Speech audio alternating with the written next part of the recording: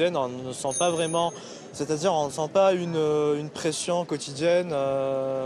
Avec l'économie, la sécurité est un des défis majeurs des nouvelles autorités dont les Tunisiens attendent beaucoup. Le pape François a quitté le Sri Lanka ce matin pour les Philippines. Il est très attendu par le peuple philippin, catholique à 80%. Les préparatifs pour les célébrations se font dans la joie et la bonne humeur. Ils sont nombreux à beaucoup attendre de cette visite. Ils aimeraient que l'effet François s'inscrive sur le long terme et que l'accent mis sur la pauvreté s'accompagne d'une réforme structurelle. Et on finit ce journal sur cet exploit. Il est d'ailleurs tel qu'il a été salué par un tweet de Barack Obama. 2 alpinistes américains sont devenus les premiers à conquérir El Capitan, un mur quasi vertical de 900 mètres de haut qui se trouve dans le parc du Yosemite en Californie. Une ascension débutée fin décembre sans aucun autre outil que leurs pieds et leurs mains et des cordes pour les assurer. Ils dormaient dans des tentes suspendues le long de la paroi granitique. Voilà pour ce bel exploit. On fait maintenant un point sur les titres qui dominent l'actualité de ce jeudi. Charlie Hebdo vit et vivra. Des mots forts remplis d'émotions. Ce sont ceux du président François Hollande lors de l'inauguration hier à Paris de la Philharmonie. Une semaine jour pour jour après les attentats qui ont décimé la rédaction du journal satirique. Des attentats revendiqués hier dans une vidéo par Al-Qaïda au Yémen, une vidéo authentifiée par les services de renseignement américains. Il s'agit maintenant de savoir quel lien précis les 2 frères Kouachi avaient avec l'organisation terroriste.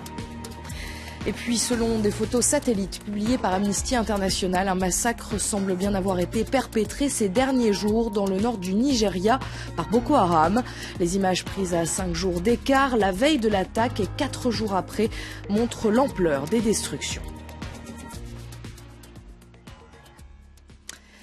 C'est l'heure de notre focus. Direction ce matin le Tarn dans le sud-ouest de la France. Nous partons à la rencontre de zadistes. Ils tirent leur nom des initiales ZAD, autrement dit zone à défendre. Ils sont une centaine qui, malgré le froid et l'humidité, continuent à vivre sur le chantier du barrage de Sivens.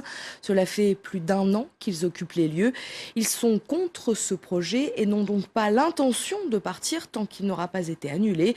D'autant qu'ils vivent ici endeuillé par la mort fin octobre de Rémi Fraisse lors de heurts sur le site.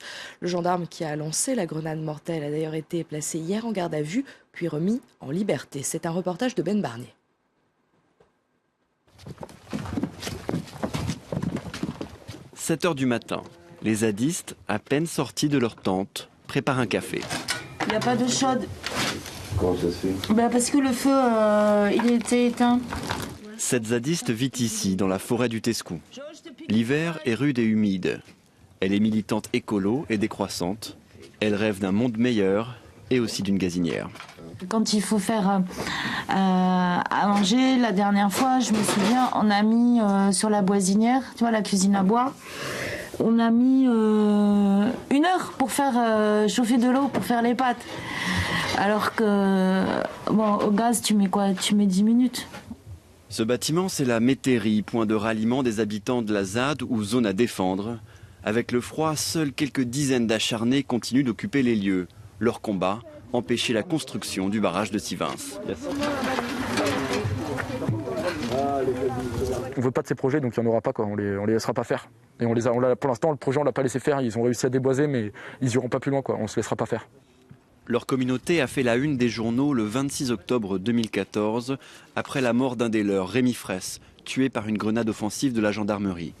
2 mois et demi plus tard, le souvenir de Rémi Fraisse est encore très présent. Le désir de vengeance aussi.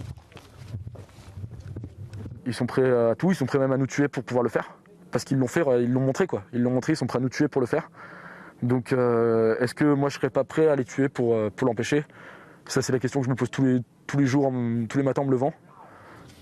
Les zadistes, installés ici depuis octobre 2013, délogés 2 fois par les autorités, ne font pas l'unanimité auprès des habitants de la vallée du Tescou. Certains agriculteurs leur sont particulièrement hostiles. Il faudrait bientôt les dégager. Il faudrait qu'ils soient. On est un pays de non-droit. On ne peut pas s'y promener. Moi, j'y allais, j'ai des enfants, j'y allais avec ma famille me promener. Maintenant, on ne peut plus. pour la sécurité de tout le monde. Et il y a eu déjà un mort, mais ça risque de devenir un autre parce qu'il y a des confrontations et ça devient très compliqué. Après plus d'un an de confrontation, les pros et anti-barrage espèrent une réponse du gouvernement qui ira dans leur sens. En attendant, Guillaume, militant anti-barrage, fait le tour de la ZAD tous les jours. L'occasion pour lui de se recueillir devant les souches d'arbres. C'est un massacre, quoi. Il y a des hectares et des hectares qui sont partis comme ça. Ça donne le résultat là. La première fois que je suis venu ici, j'ai pleuré. Le 1er novembre, le jour de la fête des morts. Et là, il y en a des morts. Ouais, j'ai pleuré la première fois que je suis venu ici. Et c'est pour ça que je reste maintenant, quoi. Faut refaire tout ça, quoi. Faut refaire. Guillaume poursuit son tour par la dalle d'argile. C'est le cœur du combat, l'endroit même où le barrage pourrait être construit. Donc là, on arrive sur la dalle de chantier, ce qu'on appelle donc la zone la plus dévastée, la zone la plus sans vie, la zone la plus abominable.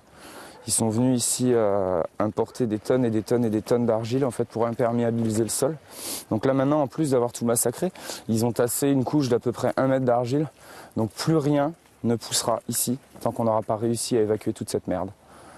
Défenseurs de la nature, les zadistes ont leur paradoxe. En témoignent ces déchets produits par leur communauté.